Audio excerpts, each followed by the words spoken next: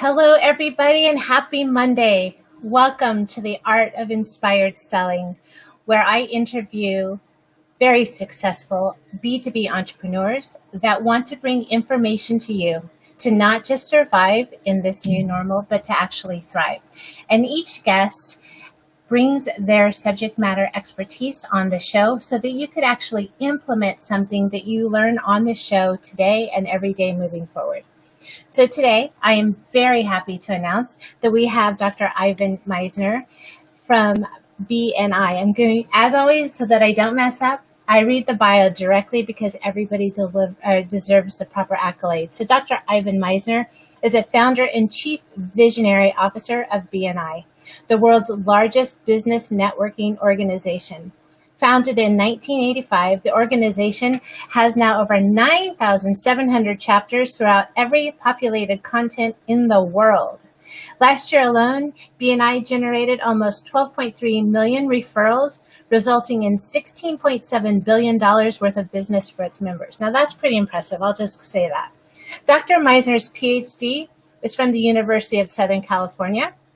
Now, I don't know if you know I'm a Sun Devil, so we're just going to leave that USC right there. He's one of New York Times best-selling authors who has written 24 books, including one of his latest books, Who's in Your Room, which, by the way, I'm reading right now. He's also a columnist for Entrepreneur.com, has been a university professor as well as a member of the Board of Trustees for the University of Laverne. Called the father of modern networking by both Forbes and CNN, Dr. Misner is considered to be one of the world's leading experts on business networking and has been a keynote speaker for major corporations and associations throughout the world. Now, I could keep reading. He's pretty hot, guys, and I'm so honored to have him on the show. Today, we're going to be talking about networking in the new normal. We're going to open up the chat, so if you have any questions specific, we can answer them. We're going to talk a little bit about his new book. And without further ado, I'm going to bring on our guest.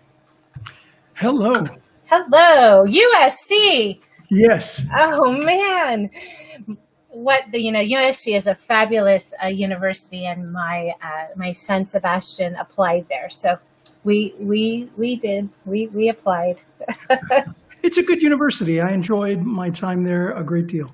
Great. So thank you so much for being on the show. One of the tickets to get on the show is that I like to ask my guests, what is it that inspires you every day? You've been doing this for a lot of years, right? Yeah. We get knocked down, we fall down, we get back up. What is it that causes you to just stay inspired and just keep doing what you do to improve the life of others and run this big corporation that you have? Well, I think an entrepreneur is either working in their flame or working in their wax. And when they're in their flame, they're on fire. They love what they're doing. You can hear it in their voice. You can see it in the way they behave. When they're working in their wax, it takes all their energy away. It's just, you can hear that in their voice too, right? They're like, ugh. Yes. So I have done my best throughout my career to try to always be working in my flame. And one's flame may change over time. I was at one point in the BNI business, I was, the King Arthur leading the charge and, running the show. But I'm now more the Colonel Sanders of BNI. I'm the spokesperson for the organization. And so it's okay to change over the years. I certainly have done that, but I'm still working in my flame to this day. This is what I love doing. Having a chance to do interviews is absolutely my flame, and that keeps me inspired and passionate. And the other thing is helping make a difference in people's lives. Yes, that's really, really key. If I'm not doing that, then I'm not inspired.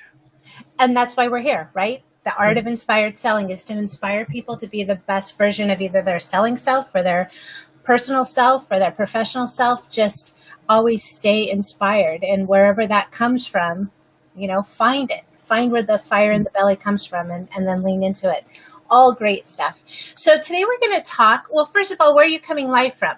I love the office, by the way. Thank you. This is my home office in Austin, Texas. So there's a really good, quick story I'll tell you about the office. I told my wife about 3.5, almost 4 years ago, we were living downtown. She wanted land. She's from Texas. And so she wanted land. And I said, okay, we're ready. Buy any house you want. I don't care. Here's the budget. Just buy whatever you want. I only want two things. I want my own office. I don't want to turn a bedroom into an office. And I want a wine cellar. Otherwise, I don't care. Get whatever you want. She was gone one day, Catherine. That's it. One day. Came back and she said, I found our dream home. I came out here. It didn't have either of those two things. Neither one. And she said there's vision, but Ivan, there's vision. Yes, that's when I found out she should have been in sales, because she said, look, we're on 10 acres. This space right here, build your dream office, honey. Yes. Whatever you've always wanted as your dream office, build it. And I'm like, okay, but what about the wine cellar? And she said, there's a storage room under the house. Let me show it to you. What a perfect wine cellar. Build your dream wine cellar. So that's when I found out my wife should have been in sales, and I built my dream office, and this is it. That's beautiful. That's beautiful. It has a little flair of Texas in there and a lot of masculinity. It's great. I see like maybe a couple scotches happening with a nice fire roaring, or maybe some red wine. Are you a red wine guy? Yeah, some good Cabernet Sauvignon. Yeah, right there. Right. Great herbs. I got one thing you can't see here. I wish people could see it. It's behind the lamp that's behind me. I have a World War II Enigma machine, an honest to goodness Enigma machine. You know the movie? With what's his name? Cumberbatch. Where they decoded. It was about Bletchley Park, and they decoded the German codes. Okay.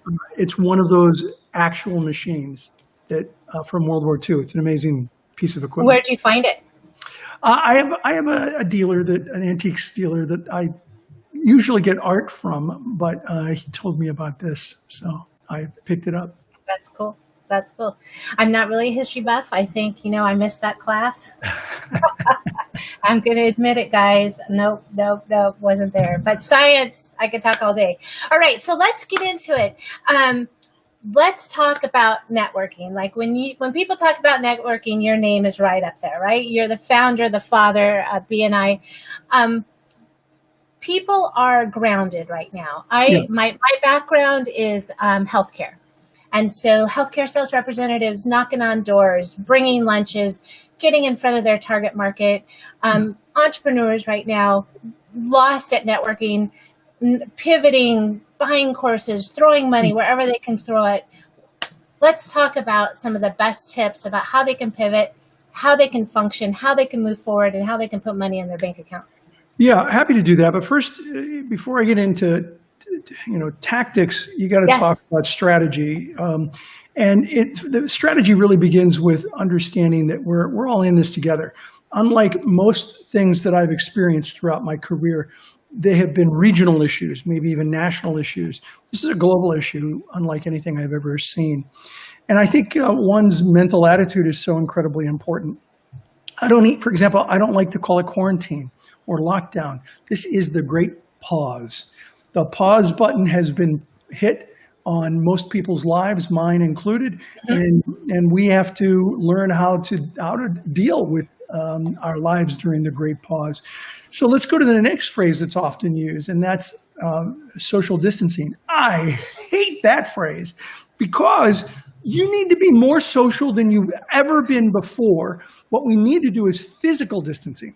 Yes. Physical distancing that's a given. We have to be physically distanced from one another. I get that. But social distancing, no. You need to be more social than ever. And it's one of the things that we saw within BNI is that we transitioned 9,700 in-person meetings. Talk about disruption. Yes. BNI was highly disruptive. We had 9,700 in-person weekly meetings that we transitioned almost overnight into online meetings.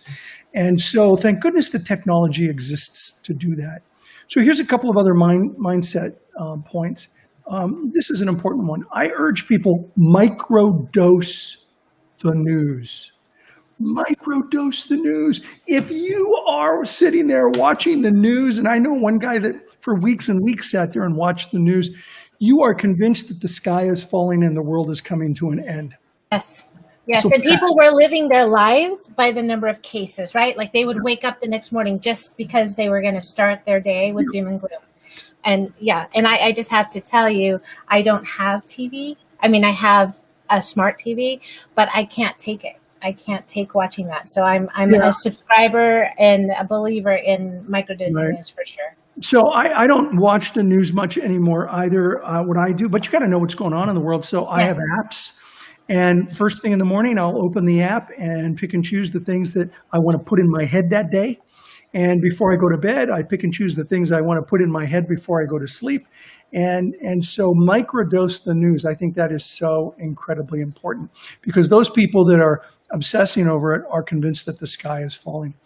And We have some comments here. People are saying, yes, we need to be more social than ever. Another person says they loved the movie Enigma. What did this person say? Was it from The Imitation Game? Yes, thank you. The Imitation Game. That's Okay. it.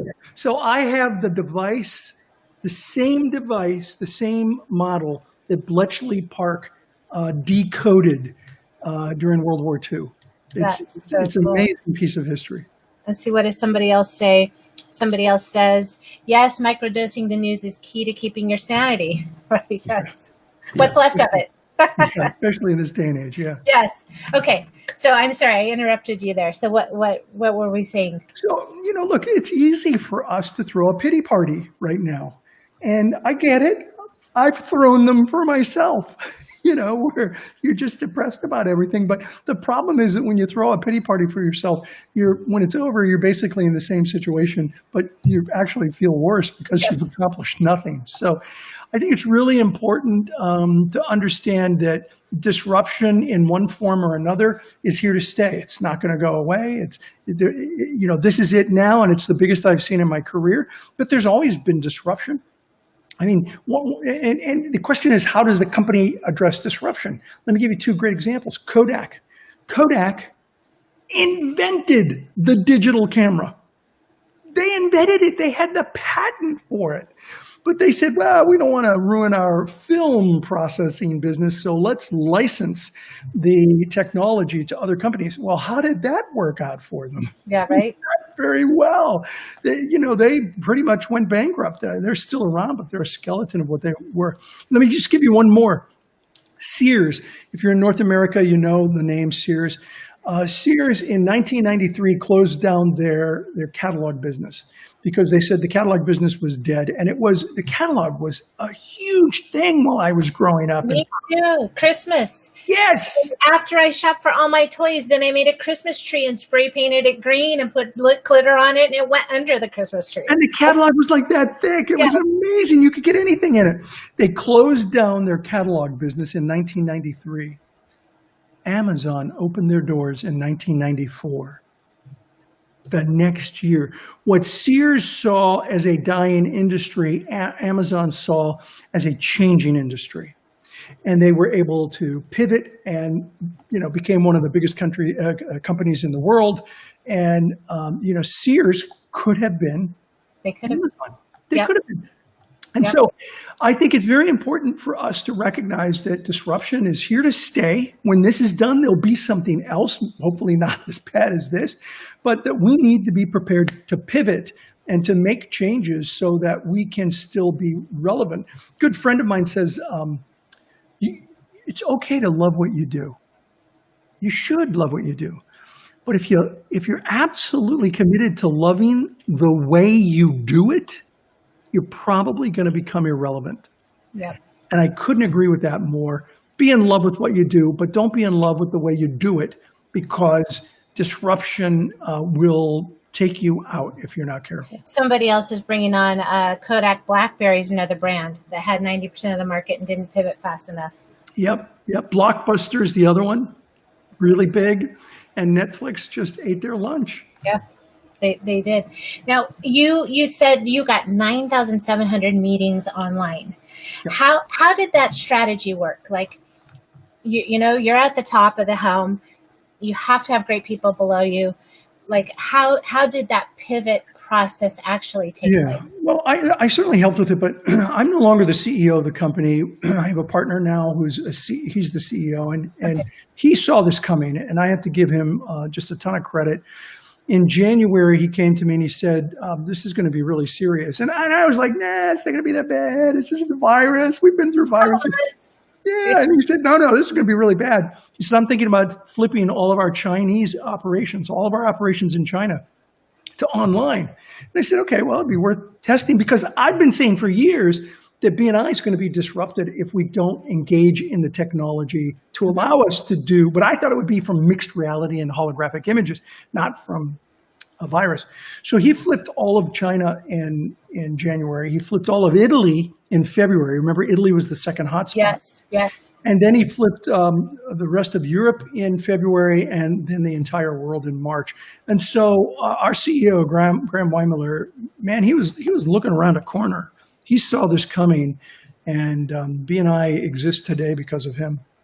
And what platform are you guys using? Are you using a Zoom Yeah, platform? Or Zoom likes us. We have 9,700 Zoom accounts. wow, yeah, they're doing pretty well right now. Yeah, luckily, I actually bought, not a lot, a couple hundred shares of Zoom like a year ago. So it's up 360%. They say some people are just lucky. All right, so you took the company online. Now, just taking all those interactions online is one thing. Yeah. But actually getting people to do the networking and the engagement and, did you put people in rooms? Did you still stay with your same structure? How did that next step happen? Well, if you went to a BNI meeting in person and you went to a BNI meeting online, you would absolutely see a similar meeting. You would recognize it as BNI. But there are differences that had to be made. For example, if you have 30 people in person, you can mingle and mix and network during the open networking portion of the meeting, but you can't do that on Zoom very well. Right. And so what we've done is we've done the open networking in breakout rooms. Okay. And we made sure the visitors in particular had a chance to meet the members. And we would do at least 2, some cases 3 breakouts in the open networking, which is 15, 20 minutes long, so that people can connect with each other 2 or 3 at a time. And then we open it up to the same meeting. It's the same meeting as what we were doing in person, but it's online. And so, of course, PowerPoint slides become extremely important because, here's the next part of the meeting, and you put it up, and so that's important. It's keeping people on point. Now, I even want to back up just a second more because there could be some new entrepreneurs, right? Because now there's that workforce, right? 40 million people are displaced or whatever the number is today. They may not know what BNI is. So can we take a step back and just talk about, Let's take a step back. What's BNI? BNI is a business and professional networking organization that allows one person per profession to come to a chapter. So there's one lawyer, one banker, one chiropractor, one florist, and we get together every week and we pass each other referrals. You mentioned in the opening that last year we passed the 12 million referrals and generated 16 billion US dollars worth of business for our members. And by the way, since COVID hit, BNI has generated over $10.3 billion for 6 our months, right? members. Yeah, we counted from late January. Yeah. So for most of this year, $10 billion in referral business during the middle of COVID, when people are going out of business. Business is being done around the world. And so let's remind people that you have a choice. You can focus on the negativity of the world, or you can look at something like a BNI and go, wow, maybe that's an organization I want to be in. Or if they're not a good fit for me, there's got to be someplace else because business is still being done. It is. People still need business. Whatever is it. People are buying houses. People are sending flowers, right? There's still commerce that's happening, and you need to be where the positivity and the transactions are taking place, not curled up in fetal position. Yeah, you can't do that for long, Stay there for a day and then get out of it and then focus on what you need to do to be successful. And we have 270,000 BNI members worldwide that are still doing business today. That's great. Not everybody jumped at it, by the way. I had one president come to me and say, hey, we got this baby boomer member who he just doesn't want to make the transition to online. And I said, I don't usually tell people to say this. Leah says, wow. So, yeah. I don't usually tell people to say this, but I told her, I said, tell him this. Tell him, Ivan said he hates change. And it's true, I do. I hate change. I said, tell him, Ivan said, I hate change. The only thing I hate more than change is failure. And tell him, look, he can change or he can fail. The choice is his. You can't make him be willing to change. But if he's willing to try, tell him you'll be there for him. You'll help him make the change. I'm so proud of this guy. He made the change. He's still a member. He's active. And he's going to the online meetings. And he's, he's like me. He's a baby boomer with lots of gray hair. It's tough for some people, but everybody had to embrace it. We're in it together, as you said. So what else happened? The exchange of business. So what about people that aren't in BNI? What are some tips that you can give for networking in this? And do you have a wording? I was calling it the new normal. I dropped pandemic way a long time ago, right? So it was this is here to stay. So new normal, now normal. What are some tips that you have? 6 of one, half dozen the other. It is certainly a new normal. And I think you can do online meetings face-to-face. As a matter of fact, I wrote an article, I mentioned it earlier, 2 years ago, that said the future of face-to-face will be online. And of course, my organization was like, no, don't say that's true. But look, here we are. And there are many things that you can do today with the technology like this.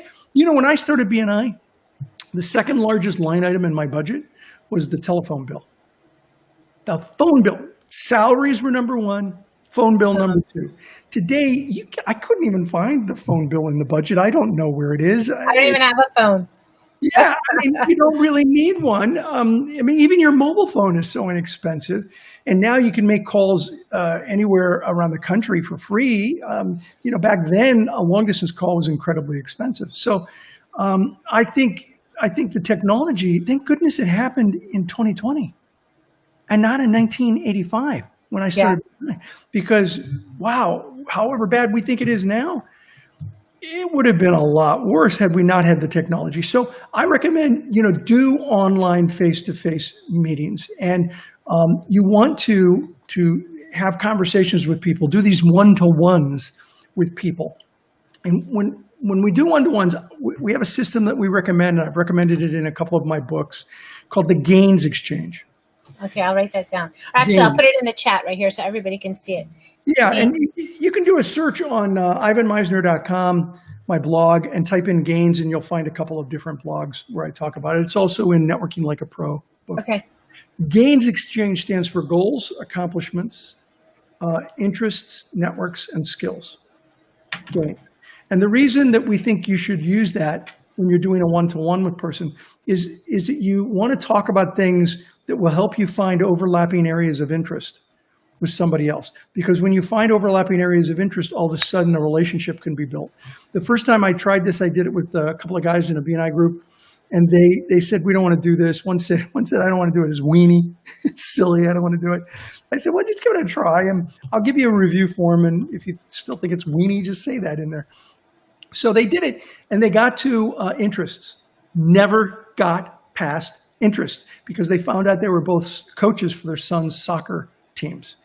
That's it. Rest of the discussion was all about soccer and coaching soccer. And they agreed to scout for each other and videotape other games for each other. And they became really good friends. These are two guys that had never done business with each other in the chapter. And now, after this, they started doing business with each other.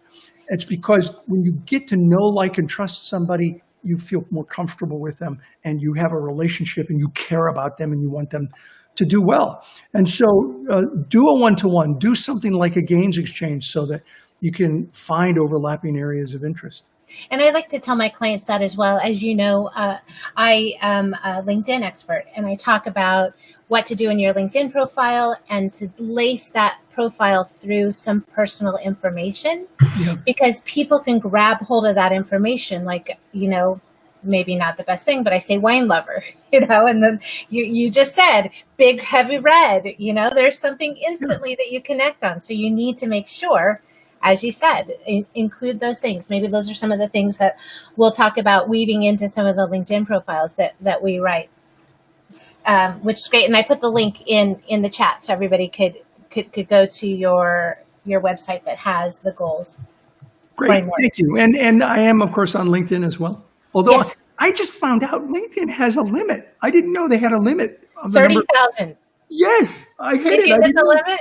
I did, but as people drop off, I add people back in. Yep. Yep. And people can still follow you. I've seen 100,000 million, people can still follow you and you can get your message across to them. But yeah, 30,000 is that magic number. There I was. Good. Congratulations. So let's keep going. What are some other things? So Zooming, people are Zooming, Google Hangouts, FaceTime. Now Facebook has launched some rooms that they can put people in. So there should not be an excuse. There's so many different platforms that you can do it. And, you guys make the effort. People are saying that, oh, another screen call, another video chat. It's like, listen, yeah. Are you interested or are you committed into making your business happen? That's right? Exactly it. I've always said, sometimes you got to do what you got to do to get to do what you want to do. And right now, networking events are, some experts call networking events super spreader events. So elaborate on that.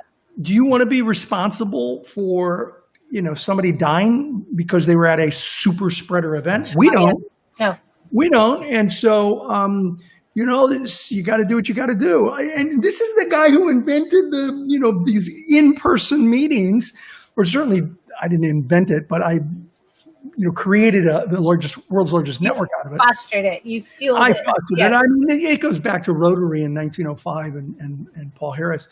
I think it's important, sometimes you got to do what you got to do. So one of the things I'd recommend is, try to get as personal as appropriate with the people. If they're a friend and you know them, you want to say, how can I help you? What can I do for you? I know you're struggling right now. What can I do for you? Now, I did it. This is a true story, Catherine. I did a radio interview when this all started about 4 months ago. And I suggested the, phrase, how can I help you?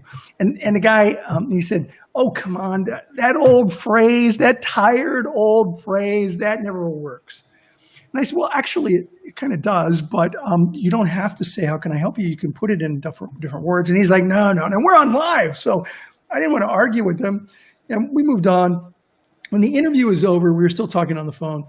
And so I said to him, so what kind of guests are you looking for on your show? What areas of expertise? And he gave me 2 or 3 areas. And I said, hey, I know this person and that person in those areas.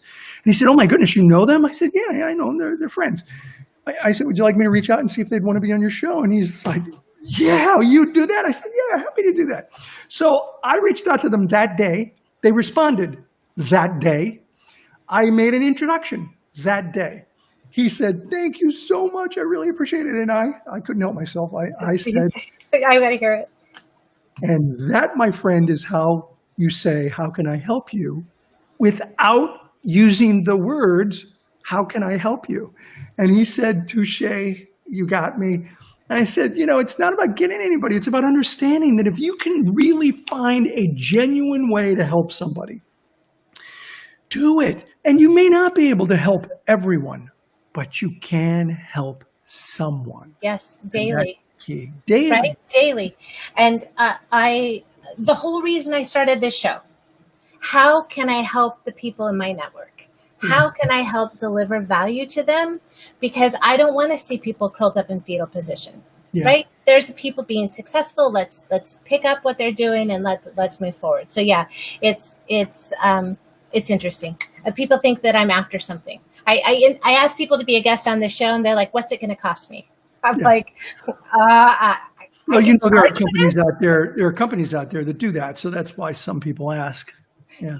No, there's no charge, people. There's no charge. We're here to deliver value and to give back to that community. So any other tips? And then, I'd love to get a little bit, I'm loving the book. I'm loving your Who's in Your Room, people. It's right here. I'm an Audible girl because I do my workouts and I listen to my books. So any last minute? Yeah, I'm going to give you 2 more and then let's jump into the book. Sure. First is that if you wait until tough times are over, your business is going to be over. So don't wait anymore. You got to focus. You got to start doing the things that it takes to get out and connect with people, to forget about social distancing, physical distancing. You want to be social. You need to do those things right now. And here's one that I think is so important. Hope is more powerful than fear. I truly believe that. I have always believed that. Hope is that little voice inside you whispering about what can be, when everyone around you is screaming about what can't be. Hope plus a plan plus action can lead you through any difficult. Let's repeat that, because now I'm writing it down. Hope plus a plan plus action. Hope, plan, action. They can lead you through difficult times. I mean, I'm a believer in the law of attraction, but the word action is actually part of the word attraction. And we had my business coach on here. I think she might have dropped off. And one of her big things, Rita, we'll just put you on right here. She says, take bold action. Like, just take bold action. Another person I follow, ready, fire, aim. Yeah. Tom Peters was the first to say that. Was he? I'll have to, now I can give him back. Do it, fix it, try it. That was one of his mantras. Yeah, so hope plus a plan plus action. Yeah. Yep. That's key. But and also hope. If you don't have that, the rest will fall apart. Don't get so caught up to how it's going to happen, but focus on the end game, right? Yeah. Just know what's that action you're going to take. What's the next positive action that's going to move you forward so that you're not stuck. Don't get stuck. All right. And you said, somebody just says action leads to momentum, which leads to more action. Yes. And you pick it up, right? You're picking up more, like the rock that's gathering moss. Okay. What's that last tip that we have? Well, those are the two that I have for you. The hope and don't wait. It's if you wait until tough times are over, your business will be over. If you wait till the vaccine's out and everybody's lining up for it, there's going to be a whole new problem. Yep. A whole new problem that we're going to have to. Here's somebody else. They're saying ready, fire, aim, love it. Yep. So apparently Tom Peters was the person who said that. I believe so. Yeah, and he did say, "Do it, fix it, try it," for sure. Okay. All right, so let's get to this book. Tell me who's in your room. I actually had a guest on here a little bit back that was talking about who's on your bus. Yeah. Kind of the same thought, right? But in hers, I think she could pull open the door and you could kick people off the bus. And we were talking about strapping people on the back of the bus. If they had to stay on the bus, then I'm like putting them in the back with the exhaust, right? So they didn't have VIP seats. Well, let's talk a little bit about this, because there's some really great things that I've picked up from this, where we all talk about values. We talk about them. So I have another. Everybody has coaches. I have lots of different coaches. But one of my coaches, Deanna Nunez, we talked about values. And I had these beautiful written values down. And she goes, oh, those are so nice. They're so manicured. But let's really talk about what your real values are. Right? Mm-hmm. So you can take a self-help thing. You can assess it. But you really give some valuable resources, right, in the book, where people could go do some. Tell me what was the research you did, or what was the thought process behind actually writing this book?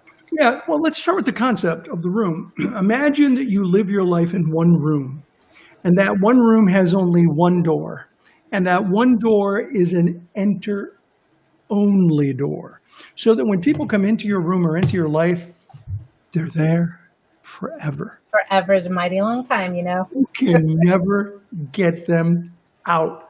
Now, luckily, it's a metaphor, but if it were true, Catherine, would you be more selective about the people that you've let into your life? Absolutely. If I knew today what I knew, or if I knew back then what I know now, for sure.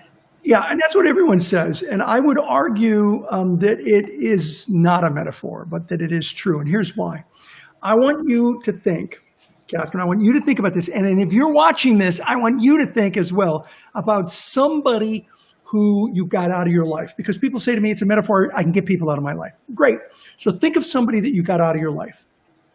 that was caustic. They were difficult. You just did not like being around them. Now, do you have somebody in mind? I'm not going to make you say who it is. Good. Yes, it was instant. It was instant. It is for a lot of people. It's instant. So now I want you to think about something they did that really hurt or angered you. Mm-hmm. You got it? Yep. Okay, so here's the deal.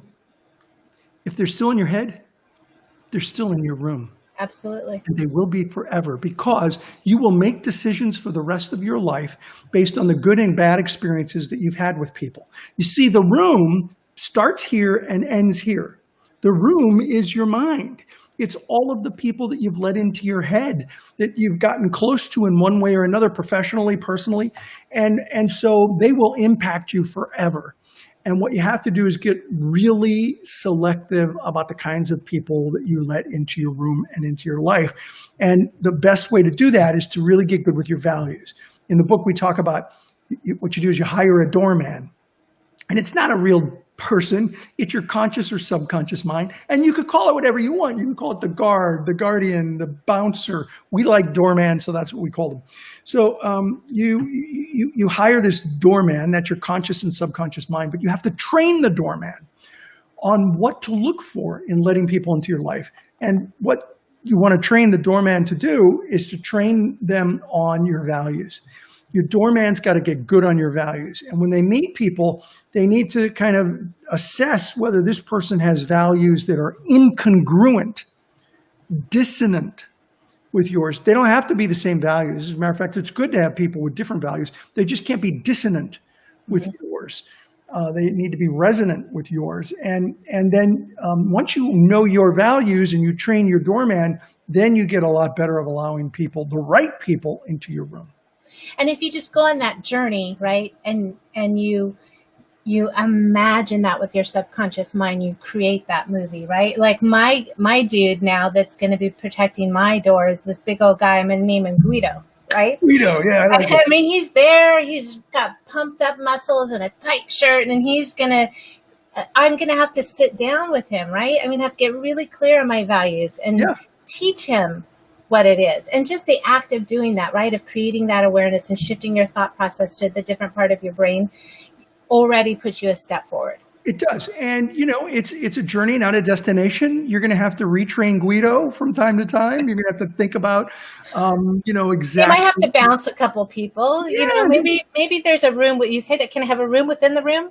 I'm building my own room. What we talk about in the book is that is something my mother used to tell me, which I think is brilliant, is that sometimes you take problems or people, you put them in a box, and you put them on a shelf. Mm-hmm. They're always going to be there, and every now and then you're going to hear them yelling. That's you thinking about them, but they're there in the recesses of your mind, and so. Yeah, you're going to make mistakes, and so you want to have conversations with your doorman to not make additional mistakes. Right, and you just keep getting better because every day is a new opportunity. Right, it's a new day with a new slate and a new blank piece of paper to do it again. Yep. Yeah. So, we give techniques for people to do that. For example, one of the most popular sections of the book in terms of interviews was how to say no without sounding like a jerk. I'm in that section now. Yes. I like that. Which one do you like? Do you remember any of them? Maybe not. Let me tell you where I'm on chapter 7 right now.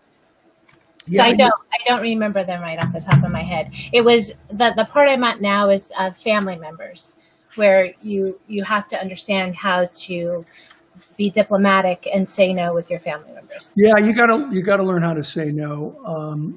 There's some good stuff in there about the family members, and it's sometimes it's challenging with the family members, but no is a one-word sentence, and it's okay to occasionally say no. I usually make it a 3-word sentence. No, thank you.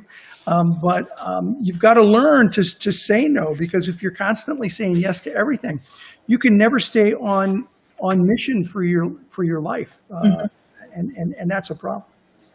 Yeah, and saying no in this time now as well, because there's a Zoom for everything, and you could be on Zooms all day long, right? Is really understanding your in game and making sure that all of those meetings that you're having or all the actions that you're taking are actually moving you forward. They're marching your mission forward.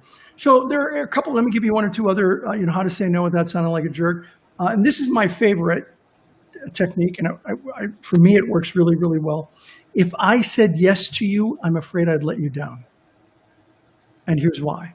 It could be you don't have the bandwidth. It's not your area of expertise. It might not be your mission or something that really excites you to do or to work on. And so I find that people, they don't know how to respond to that. They'll take it because they don't want to be let down. And then an ancillary to that, to follow up on that, is a follow-up that says, although I might not be the right person, I think I might know somebody who could be.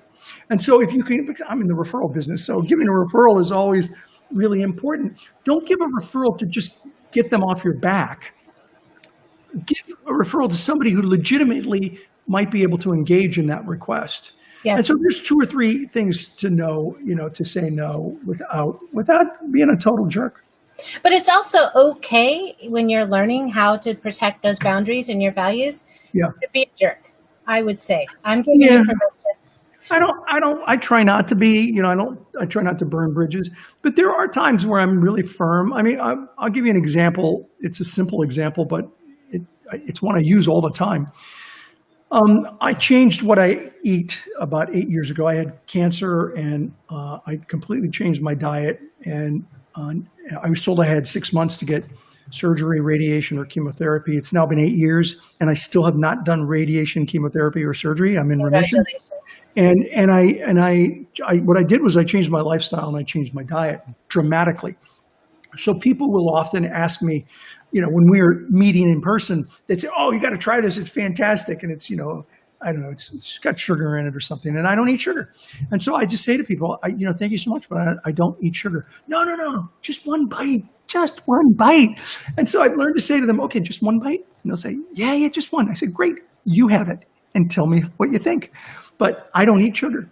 And that's just a line I don't cross. So, sometimes you just got to be firm, but you don't have to be a jerk about it, I think.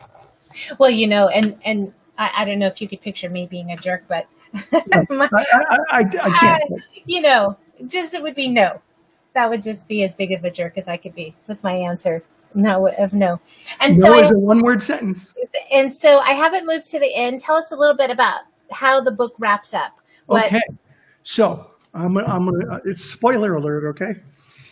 Would you like to know? And I'm going to send it out to people. So I've already been quoting it this morning while I was working out. I was typing quotes and screenshotting it and sending it to people. So, by the way, the Audible version has additional content that the written version doesn't. Yes, right? Where people are saying, okay, but I digress, or I'm going to go off script right here. Yeah, that was our favorite saying. I'm going to go off script. So, and all 3 authors read the book. We read different chapters.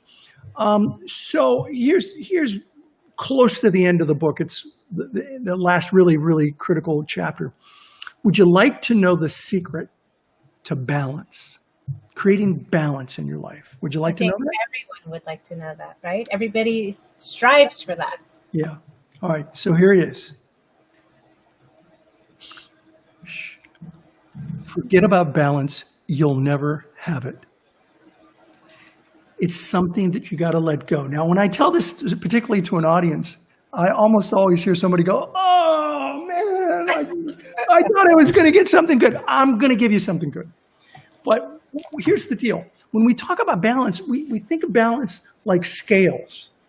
That our personal life has to be completely in balance with our business life, which has to be in balance with our spirituality, which has to be in balance with our health. And just thinking of all that is enough, right? That takes up the headspace. Just the thought of it. Yeah. Yes. And so I think balance is the wrong way to look at this. Life, particularly for entrepreneurs, is much more of a juggling act than a balancing act. It's about juggling a lot of different things. And so I would reposition the concept from having a life of balance to having a life of harmony. Having a life of harmony. Even the logo, the graphic for harmony, the yin and the yang, Even that graphic is out of balance if you separate it. If you separate them, they're out of balance. And so to me, it's not about balance, because I have never had a life in balance, but I have created a life in harmony. I traveled before COVID. I have 2.3 million miles on just one airline. And so I traveled. I have little kids. I've been married 31 years, same woman. And so it's, I've never really had a life of balance, but I have really, truly had a life of harmony. And so what we talk about in the book is, how do you create that life of harmony versus balance? So would you like a couple of techniques on? Absolutely. So, and I'll make notes here. Okay, here's the first one, and it's so simple sounding, but it's not easy to do. A lot of what we talk about simple but not easy. If it were easy, everyone would do it, but they don't. Here's the first one. 3 words. Be here now. Be here now. Yes. Wherever you are, be present to that moment. Don't be at work thinking about the fact that you didn't spend time with your family last night. Don't be at home thinking about that project at work that's got to get done. Wherever you are, be fully, completely present. That is so important. You want to create a life of harmony? That's the first thing that you got to learn how to do. And nobody's perfect at it. I'm not, but I got pretty darn good at it in my lifetime. And I'm to the point where my son, who's 28 years old, when he was 17, I was in California. I lived in California then, and we were sitting in front of this great big screen TV, and we're playing Halo, him and I, and he's just kicking my butt in Halo. And we were leveling up. And I said to him, hey, buddy, was I around enough for you when you were growing up? And he's like, what? I said, was I around enough? He's like, you're around all the time. I said, okay, I don't know if you noticed, but I'm actually gone about every other week for like 3, 4, 5 days, and I come back. And he said, yeah, I know, but I don't know. It's like when you're here, you're here. Can we get back to the game now? And I'm like, yes, we can. We can get back to that game now. And to me, that was confirmation that really striving to be here now was better than balance. Let me ask this question. That I have two questions around that. So I too have been a road warrior, traveling multiple countries, international business, and my children used to think that I actually worked on an airplane when they were little. Mom's at work, she's on an airplane. But that's what they know, and we tend to take what we think is normal, and then we bring that home to our kids when they don't know anything different, where the house and the situation that they live in is their normal. Yeah. Right. And so we might be pulling something in that doesn't necessarily need to be there, but the check-in's obviously great. But what about if you can't be present? Do you think that, you have this deadline, you have something, and maybe a spouse or significant other is giving you that guilt trip, like you need to be there, you need to be there. So and now this is opinion, right? So do you think it's better to be there and not be present and be miserable the whole time? No. Or to miss it so that you can then, after you've met your deadline and you've done what you need to, then you can go home and say, okay, listen, I'm going to step into this house and now I'm going to be present. I think it is. It does help if you have a spouse who understands. I mean, my wife knew what she was getting into, and when we married, I met her in BNI. She was a member. It was the best referral I've ever gotten. And we've been married now, like I said, 31 years. So she knew what she was getting into. And there's certainly times where, maybe I was too focused on something with business, and she would tell me. And then I would try to make that change to be focused on the family for some period of time. Always try to make the significant events in a family's life. Mm-hmm. Here's one for me. It doesn't sound significant, but to me it was. I made it home for dinner every night that I wasn't traveling. Every night, virtually without exception. If I wasn't on the road, I was home between 6 and 6:30 every single evening to have family dinner. Family time was important. And so the kids knew Dad was going to be home for dinner, unless he was traveling. And so little things like that are part of being here now. Mm-hmm. There were times where I was in my head and not present. And my wife, God bless her, would say, you need to go into your office. It's okay. Go on in, do what you got to do, and then come on back out in an hour or so when you're done doing what you got to do. Because she understood my strategy of, really being focused and trying to get something done. And she could tell when I was not fully present. And we would have a shorthand with each other, but she would do it in a way that wasn't incriminating. Mm-hmm. You need to be here. Then it just makes somebody defensive. Instead, she would say, go to your office. Get what you need to get done to be fully present. And I would, and I did, and I came back out. So maybe we have a 1A, which is find a supportive partner. Well, yeah, that needs to be number one, probably. Yeah. Find a supportive partner. But there are other things you can do. You get real creative with your time. Another true story, I wrote my first major book in 1993. It was published in 94, World's Best Known Marketing Secret. My eldest daughter, when the book came out, she's 34, and she's been texting me while we're talking. And God bless her. She should be on the show. Yeah, well, she'd be great. You'd love her. So I wrote that book, almost the entire book, from about 11 or 12 at night until 6 or 7 in the morning once a week. So my wife and I would put the kids to bed, I would put the wife to bed, and then I would go down to my office in the house and I'd start writing at 11 o'clock or so. And I would write until sometimes only 3 or 4 and other times 5 or 6. And I wrote the entire book, almost all of it, in the middle of the night. When the book came out, my eldest daughter said, "You wrote a book? When did you write a book?" She didn't know. She didn't know. She was asleep. I didn't tell her Dad's staying up for another 8 hours. How old was she then? She was, this would have been 1994. She would have been 6, 5 maybe. She was like, "You wrote a book? When did you write a book?" She didn't know. So, would that be right? Yeah, she'd be 6. So, that's an example of, trying to find time that doesn't take away from an important part of your life. Mm-hmm. And my family was always an important part of my life. And so, get creative. That's another one of the recommendations. Get really creative. Now, I like staying up late at night. Not everybody does. So get up early in the morning. Yeah, I had a CEO before our current CEO, Graham, who he was an early morning person. He would get up consistently at 4 o'clock in the morning. Consistently. And I would be, on those writing nights, going to bed at 4 or 5 in the morning. And oftentimes I'd check my email before I went upstairs. And I would send him a note, and he would send me a note back, and he'd say, "Are you still up?" I'm like, "Are you just now getting up?" Yes. And so, get creative with your time. Yep. I had a fleeting thought. I'll have to come back to it. All right. Anyway, what's the next one? One other technique. Yes. That I think is really important. Now I know what it was. Okay, you tell me. So, just something to remember is that that's not going to be a forever thing, right? You don't stay up all the time, all night long. No, I don't do. I hardly do it at all anymore. Yeah. So just just also stating to family or to supporters that, this is important to me. My book's going to be done soon. This is a temporary thing so that I can meet some goals and stating, right?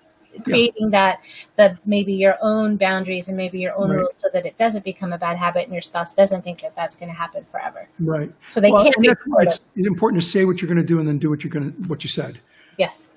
You got to do what you said. So I would tell my wife, I'm not gonna be doing these late nighters all the time. But when we were dating, I did it. So she knew what she was getting into. But she was understanding for the most part. And I told her after like the second book, because I did the same thing on the second book. I said, the business is getting to the point now where I can take a day off to write, where I'll just stay home and write all day. And by the third book, that's what I was doing. So there was an end in mind. It took some time. There was an end in mind. Yeah. Okay, so what's the other tip? The other one I did already talk about, and that you got to work in your flame and not in your wax. That if you want a life of harmony, You got to be working in your flame. If you hate what you're Ugh, doing, you're never going to be happy. It's always going to be out of balance or out of harmony. You're not going to be in harmony if you hate what you're doing.